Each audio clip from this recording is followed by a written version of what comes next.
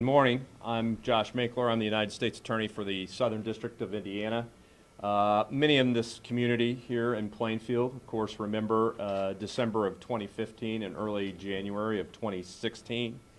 In response to some very specific, very graphic threats over social media that threatened mass shootings, bombings, and violence in this area, on December 17th, 2015, Plainfield High School closed the school for a day. Subsequently, Danville High School did the same and closed their school for a day. Those threats further led to the closing of the shops at Perry Crossing on December 18th, 2015, and a movie theater there. The shops were reopened after law enforcement searched the area and used bomb-sniffing dogs. When school resumed in January here in this area, students were not allowed to bring backpacks to school, and the police were stationed outside of the school buildings. This was in response to threats from an individual who labeled himself, who was only known at that time as Brian Kil, K-I-L. His stated goal through social media, which we received, in his words, he wanted to be the worst cyber terrorist that ever lived. The evidence showed he was well on his way to achieving that goal. He victimized individuals in 10 federal districts. Brian Kil used a similar pattern to commit his crimes, each one involving exploiting our youth.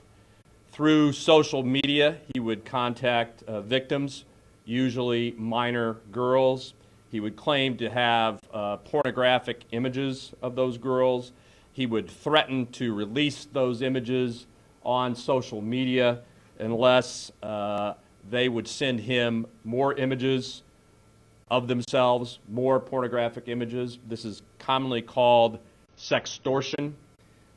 He continued repeating those requests, and here in Plainfield, we found out what happened if you refused to comply.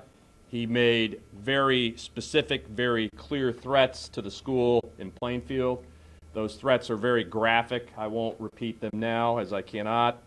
But he threatened to kill the victim at the school, to kill the victim's entire class, to claim to have pipe bombs, a rifle, firearms. He made similar claims with regard to Danville Public High School, threatening to kill people he considered as subhumans, and he made threats specifically with regard to the shops at Perry Crossing, threatening to deploy bombs and then shoot people as they left the shopping mall. Law enforcement responded here in this community and federally. We used traditional law enforcement techniques to try to trace Brian Kil back in January of 2016. We have an excellent group of cyber investigators, but those techniques initially proved ineffective.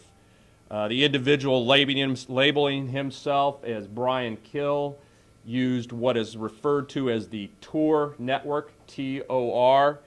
This was a sophisticated dark web which allowed him to mask his IP address. He thought he could not be found, and in the cyber world, this was the modern equivalent of looking for a needle in a haystack. Many have forgotten about this case. I doubt in this community, but many have forgotten about this case. But the team of investigators behind me never forgot about this case.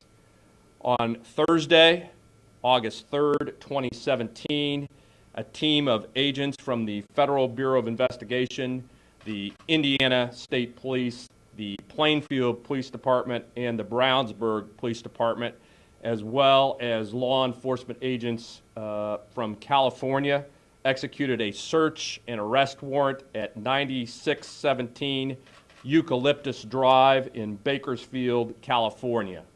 The judge in California issued a federal no-knock warrant, which allows agents to enter without announcing their presence.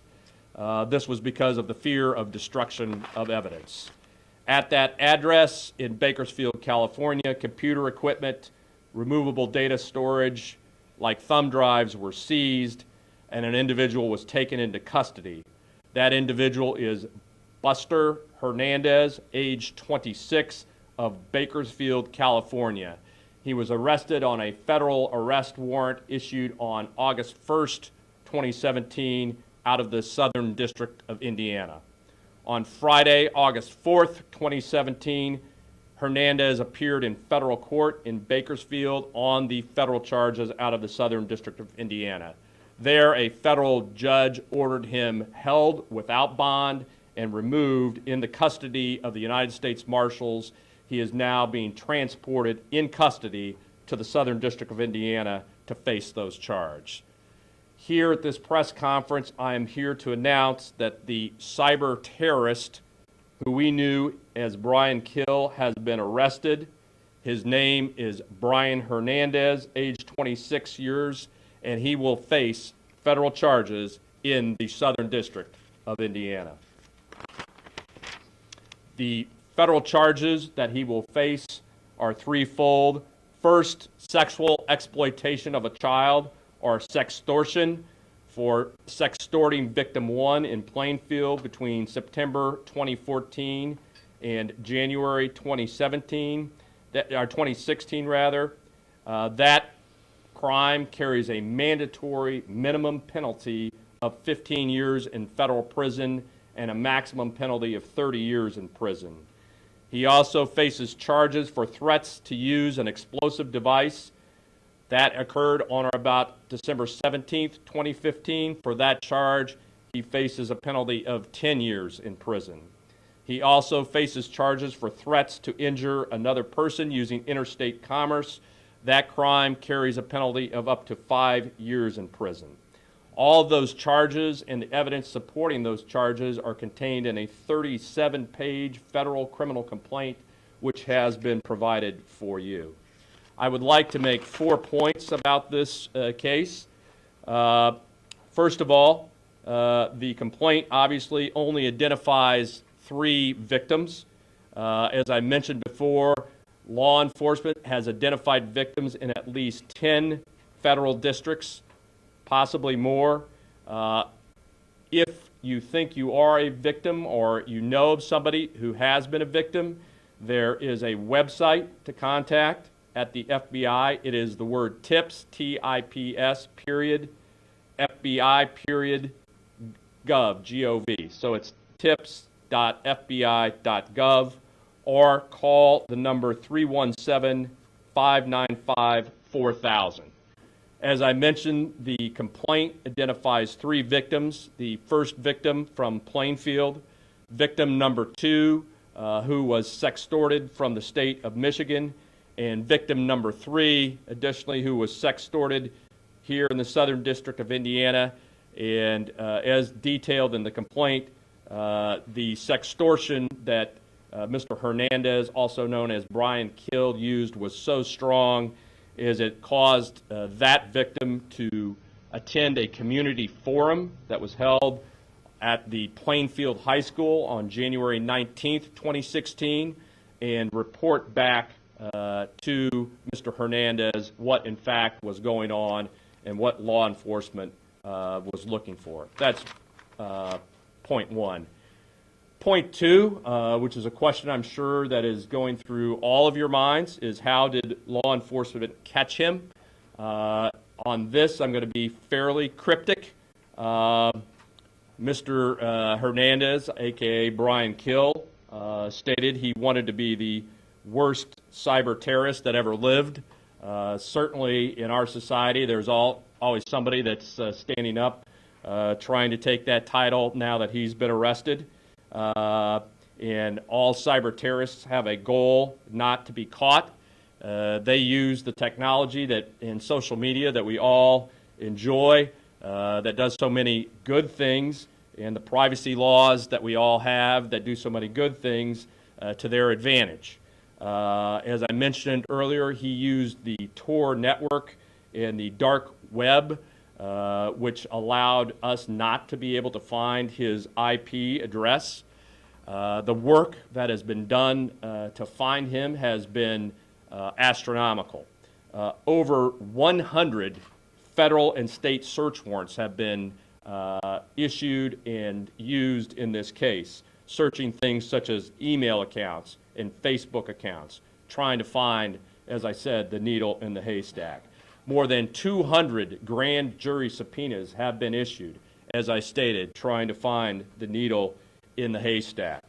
We had court authorization for over 20 types of electronic surveillance, including, finally, a Title III electronic wiretap on Mr. Hernandez's computer. We installed a poll camera outside the residence in Bakersfield, and we conducted hundreds and hundreds of hours of surveillance. And this is not just visual surveillance, although we did that. This is online surveillance, looking again and again for the needle in the haystack. That's how law enforcement caught him. At the end, and the thing I'm going to be a little bit cryptic about, we used a device which is called a NIT, N-I-T, which is a piece of computer code as detailed in the complaint. If that NIT is installed in a image or document and a cyber terrorist opens that, it does allow law enforcement to find the IP address. I cannot give you a more detailed explanation except to say the rest of the technique is law enforcement sensitive. The third point I want to make, and I think it's an important one, is that sextortion is a real crime. Individuals are looking to exploit our children. Individuals are looking to put communities in fear. Individuals are looking to shut down schools and shopping malls. We constantly, all of us behind us, try to provide training and education to our youth. I know our youth thinks they can take a picture of themselves and send it to their friends, and that goes away. But the reality of it is it doesn't go away. You don't control where that image goes. Many times it ends up in bad hands. And in this case, those images ended up in the hands of an individual who is a proclaimed cyber terrorist who is looking to sextort the victims. So be aware, if you're a youth and you are taking pictures of that and sending it to your friends, those pictures don't go away, and they can and will and often do end up in the wrong hands. The final point that I want to make, and I think it's an important one, is about the Southern District of Indiana. And clearly, I'm very provincial, and I take a lot of pride in what we do. Buster Hernandez, also known as Brian Kil, never stepped foot in Indiana. He never put one foot in Indiana. Now he's being transported by the United States Marshal Service via Con Air to this district to face federal charges. He will be in federal court in the Southern District of Indiana to face those consequences. For individuals that victimize our children here in the Southern District of Indiana, these men behind me will give full meaning to the long arm of the law. Even if you are in Bakersfield, California, and you never set foot in the Southern District of Indiana, you will face the harsh consequences of a federal prosecution. And just to make it clear, what are those consequences? It's not probation, it's not time served, it's not community corrections, it's not a halfway house or home incarceration. The consequences for exploiting our children in the Southern District of Indiana is federal prison, behind a wall, usually in another state. If you don't believe me, ask former Subway pitchman Jared Fogle, who these men investigated. And he chose to exploit one of our children. He's now living behind prison walls for at least 15 years. If you don't believe him, you can go up to Michigan and ask former Park Tudor coach Kyle Cox. Two-time state basketball champion, coached players that play at the top colleges in the NBA. He's now living inside the prison walls for 14 years. The consequences for exploiting our children in the Southern District of Indiana are harsh. And these individuals will not rest until the individual that exploits our children is identified, investigated, federally charged, and sent to prison. The individuals behind me have a list for federal prosecution, and it is a list that nobody wants to be on. I'm happy to be joined by the individuals behind me that worked for 20 months that did not give up on this case, whose agencies and under their leadership worked to bring this individual to justice. And without them, I wouldn't be standing here today. The first is my partner, the special agent in charge of the Federal Bureau of Investigation, the lead federal law enforcement agency on this case, Jay Abbott. Jay? Thanks, Josh. Good morning. To the Brownsburg and Plainfield Police Department and Indiana State Police, many, many thanks from the FBI for your steadfast contributions to this case. We couldn't have done it without you. This was a very unique and complex investigation that highlights the tenacity, perseverance, expertise, and dedication of all those involved, but particularly the FBI. This was a top priority of our Crimes Against Children Task Force. Innovative techniques were utilized, solutions to difficult problems were created, and partnerships with key private sector partners, not often done, were developed, all to bring this case to a very successful conclusion. I want to especially recognize Assistant Special Agent in Charge Greg Massa, Supervisory Special Agent Mike Langeman for their hands-on leadership in this matter. I especially want to recognize Special Agent Ryan Barrett and Special Agent Andrew Willman for their investigative expertise and tenacity. They never gave up. They knew what this meant to the community, and they never gave up. It took a team with many contributions, but these individuals, with Brownsburg Police Department's Jennifer Barrett and Assistant United States Attorney Tiffany Preston, made extraordinary efforts to advance this case, and of course were absolutely integral to its success.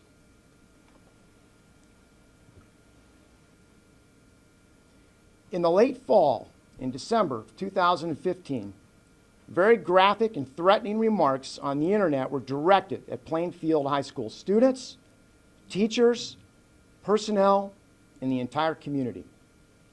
Shortly after that, in January of 2016, January 19th, I was one of those officials who stood before concerned parents and community members in that Plainfield High School auditorium to try and provide some answers. We were all frustrated with the circumstances that we were facing. We promised that we would not give up and that we would find the person who had been threatening the high school and victimizing young girls. Now, I know for some, it will never have been done soon enough because of what you had to live with for perhaps the last 2 years.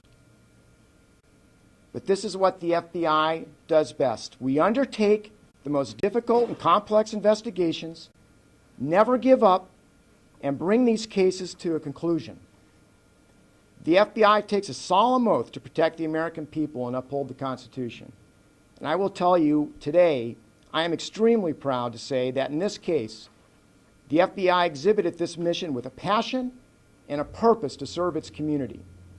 And I'm immensely proud of our FBI personnel for this amazing work. Thanks, Josh.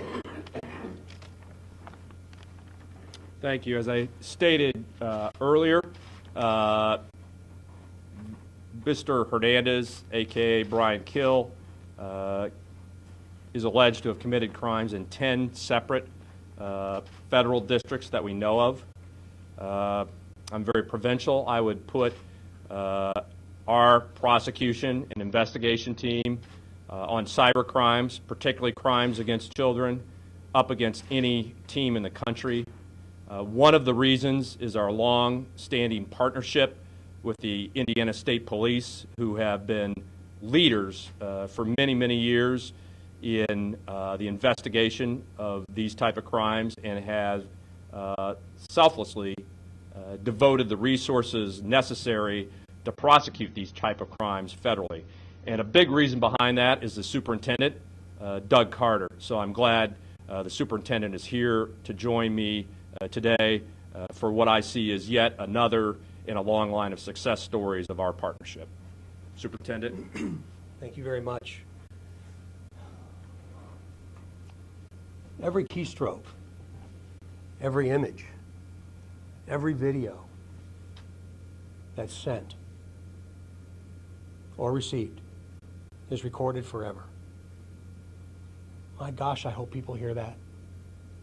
Even for sick individuals like Brian Kil, I hate to even reference his name, thought he could hide under the cover of the dark web.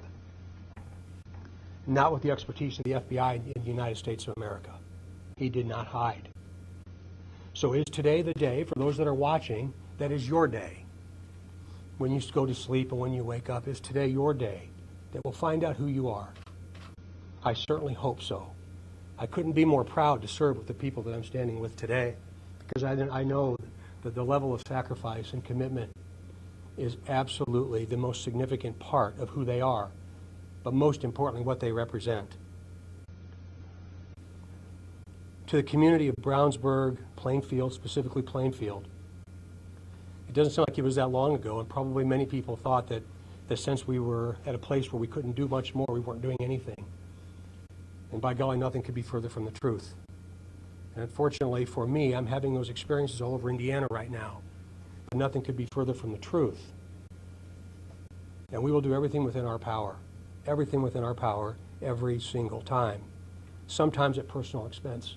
And I'm okay with that too. Number 3, to the victims, the young victims in Plainfield, in Indiana, in the Midwest, and around our country.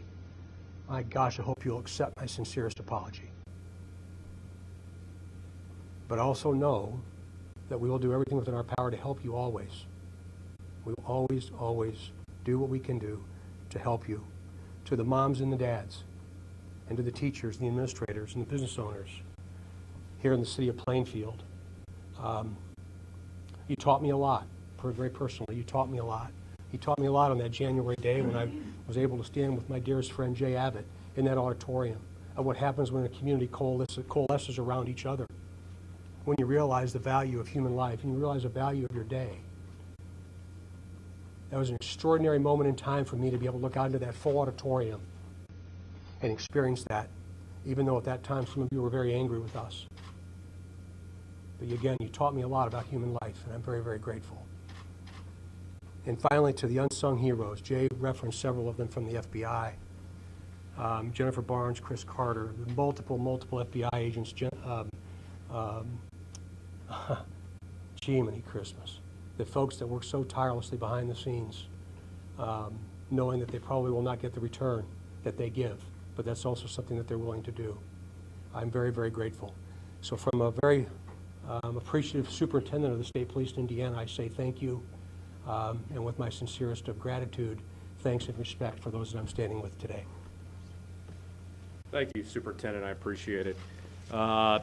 This case obviously had a local impact here in specific communities, and we had partnerships with those local police departments who worked right alongside us and never gave up to solve this case.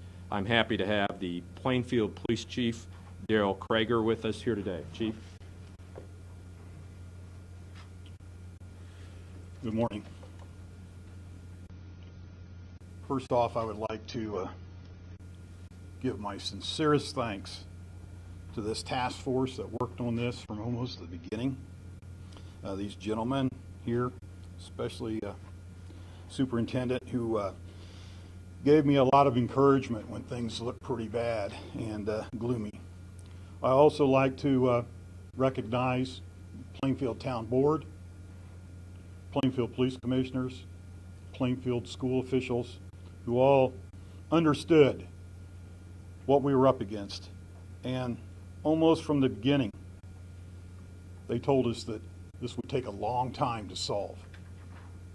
And they weren't kidding. As an old saying goes, a 1,000-mile journey begins with the first step. Our first step started in late December 2015, and 2,074 miles later ended in Bakersfield, California.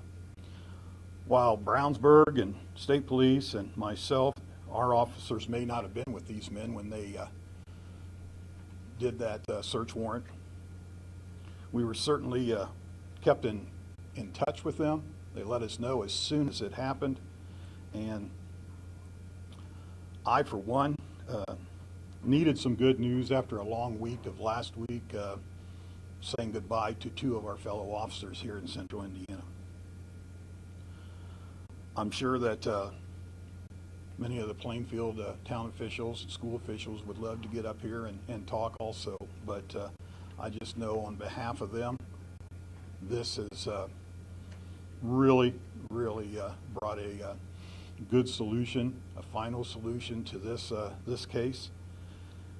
And I just want to tell the people of Delphi that their case too will be solved with these gentlemen, that their agencies behind them. You can see they just don't ever give up. So I can't express my thanks enough to all the agencies involved in this, local, state, and federal. And hopefully that we'll never have to come together again on such an issue. Thank you. I've got to clarify a mistake I made. Chris Cecil is in the back. I think I called him Chris Carter. I didn't mean to do that. But Chris and Jennifer Barnes, both are sitting in the back, and I'm so very proud of the service. Thank you all. Thank you all so very much. Present with us today is another one of our partners who worked on this case, Brownsburg Chief of Police Joe Grimes. Chief. Good morning. I would just like to take this opportunity to show my appreciation and gratitude to the FBI, U.S. Attorney's Office, State Police, and Plainfield Police Department. Without these type of partnerships, resolution does not come to these types of cases. We're fortunate that the diligence of the men and women that work alongside with the FBI were able to come to fruition and bring this individual to justice. We appreciate this opportunity, continue in this partnership, and we look forward to continued growth and development in order to safeguard our young men and women within our communities and to safeguard our communities. So thank you. Thank you, Chief. Questions? Josh, obviously you've read all the Facebook postings and it's back and forth. Would you care to characterize basically what would appear to be a very malevolent, hateful mindset that not only wanted to sow chaos, but actually to sow terror into the hearts of anybody, as well as mocking law enforcement, but you're never going to find it? Sure. So you read the complaint. It's very graphic. The individual who called himself Brian Kil wanted to be the worst cyber terrorist that ever lived. Certainly in 10 federal districts, he engaged in a pattern of behavior that was cruel, I think the evidence shows, to his victims.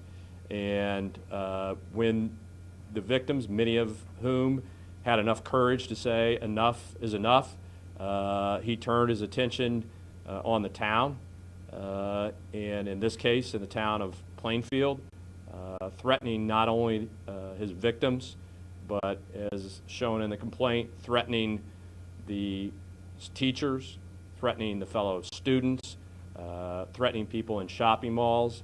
The definition of terrorism is exactly what occurred in this case. I think we can see from the amount of people here from the town, they are relieved that that individual has been arrested. And as the United States Attorney, I cannot disagree with Mr. Brian Kil, Mr. Hernandez, who labeled himself as wanting to be the worst cyber terrorist that ever lived.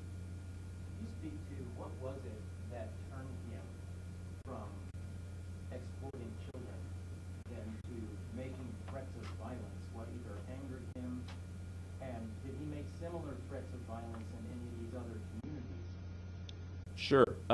So what his motive was for doing this would be speculation by my part, so I really can't speculate to that. But I think what you see in sextortion crimes, these are not, as some would believe, sexual crimes. They have nothing to do with sex.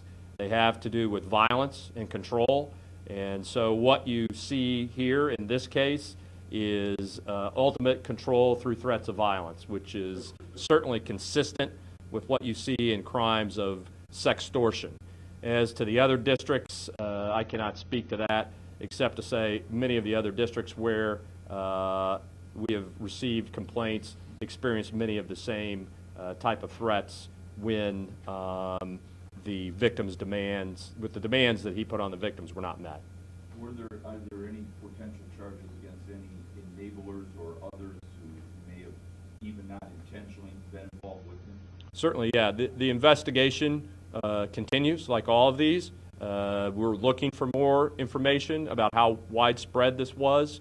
As you can imagine, we identified this guy about a week ago, and as soon as we were comfortable with the evidence as outlined in the complaint, we wanted to get him off the streets immediately before and put a stop to this. Are you able, from what you've gathered on him, to view his network to determine, are most people either just observing him, or does he have the potential, just like he referred to the Columbine killers, does he have the potential to almost become a darknet cult hero where he's got other people lining up behind him watching what he did? Sure. Well, as we mentioned, we executed search warrants, seized all the digital evidence, hard drives, computers, thumb drives. That search process is ongoing. The evidence we have is detailed in the complaint. But we are concerned about copycats, somebody that would try to follow this, and certainly I can speak only for the Southern District of Indiana that if that is done here, they will face the same fate and the same dedication and be brought to justice. One of the reasons I did point out our success in a lot of high visibility cases is to point out, there are consequences. Society here in the Southern District of Indiana should be quite comforted by the fact to know maybe this won't deter people because they think they won't get caught, but when they are caught, they will get hammered. That's what we do in this district. In these other 10 possible cases, have they been going on for years before Brian Kil threats started? At similar time frame. Do you know what states you reveal those? Sure, California, Wisconsin, Michigan, Illinois. Any idea how many man-hours were put to this case, and is that more of a sign of how difficult it was, or just the determination? Yeah, I haven't actually done the math. But it's clearly both. It was difficult. 100 search warrants, one after another, for 20 months is a lot of work. Hundreds and hundreds of hours of surveillance, online surveillance, profiling and excluding victims, profiling and excluding targets, court orders. It's a lot of work for the attorneys, the agents, and the officers in this case. So two things. One, it was a lot of work, as I made clear. And two, as your question begs, would others have given up? I don't know. I just know this crew behind me did not give up and continue to pursue this. Jay, would you like to talk to that? Yeah, I'd like to just add to that comment. First off, Josh did allude to the fact that we're very forward, I think, in the country in our capabilities for these types of cases. But certainly our Child Exploitation Task Force, whenever we have cases that involve the children being exploited, we investigate those with a real sense of urgency. We give a lot of dedication and time, and we never give up on all the cases that we have. But certainly when it comes to children, the most vulnerable segment of our society, that has to be investigated with a real sense of urgency. And despite the long period of time it took, that's what we were doing every day in a manner to try to get it to a conclusion so we could stop what was happening to what we've learned, young girls across the country. Jay, not to glorify this alleged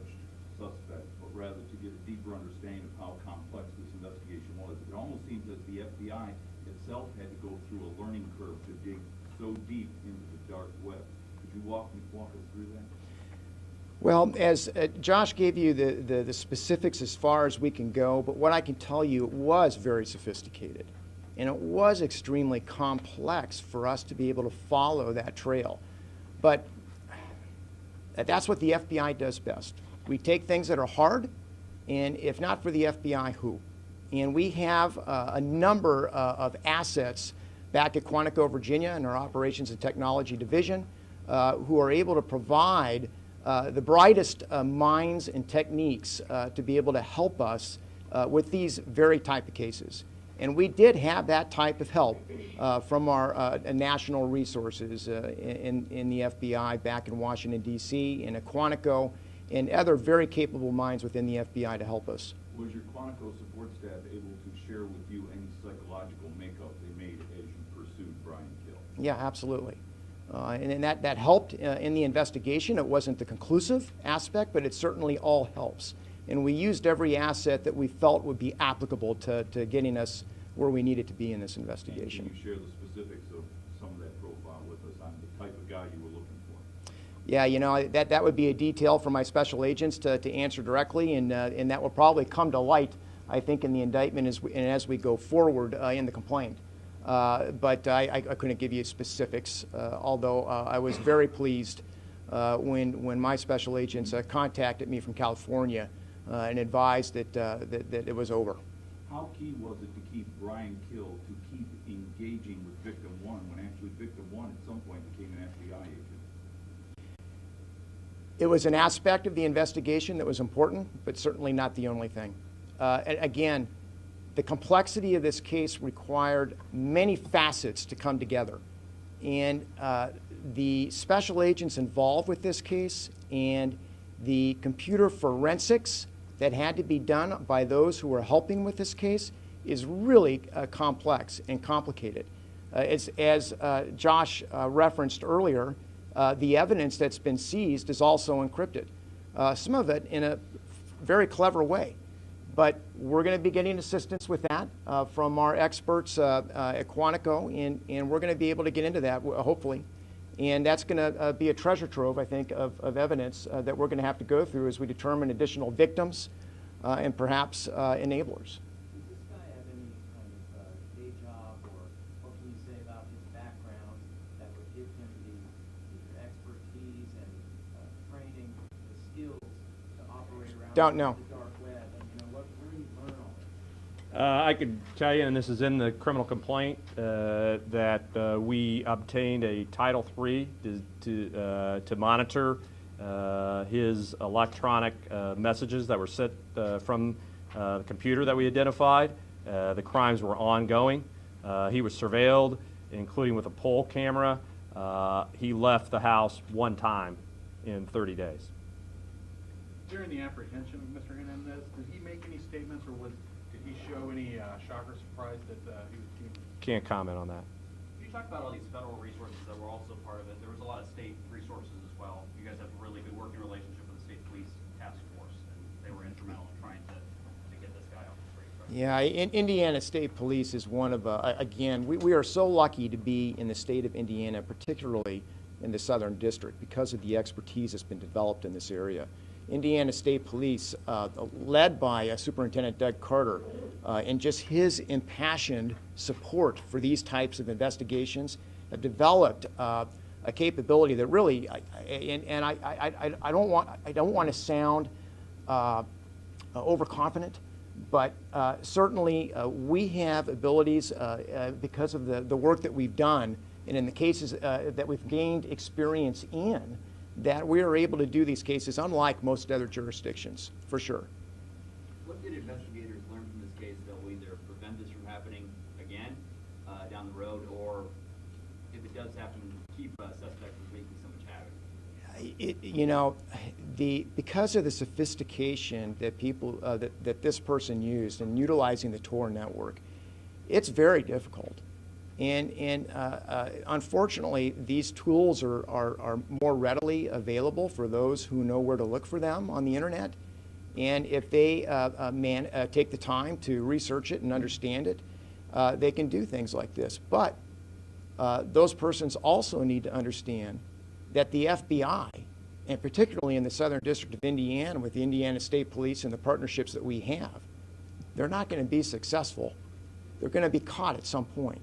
And the learning curve for us on this, we knew what we had to do, but things have to come together in a certain way for us to get success, and that's why it takes a long time. And then we also have to be as certain as possible. And so each time we do these, we'll be a little bit better and a little bit quicker, but it's not, that's not to promise that it wouldn't take the same amount of time, if not longer, on the next one. For folks not familiar with the dark web, what's the basics? Sure. So you have the dark web and the Tor network. So if I logged on to, or you logged on to your computer at home, it'd take about 2 court orders to identify one to the service provider and then one to somebody that holds a big block, Sprint, AT&T, and they could say, here's the subscriber for that computer. For the Tor network or the dark web, you can install something that randomly puts your computer through about 20, 30, 40 random other addresses, IP addresses throughout the world, all run by volunteers, all anonymous, which allows you to mask your IP address, particularly when you use numerous IP addresses, numerous Facebook accounts. This was really looking for a needle in a haystack.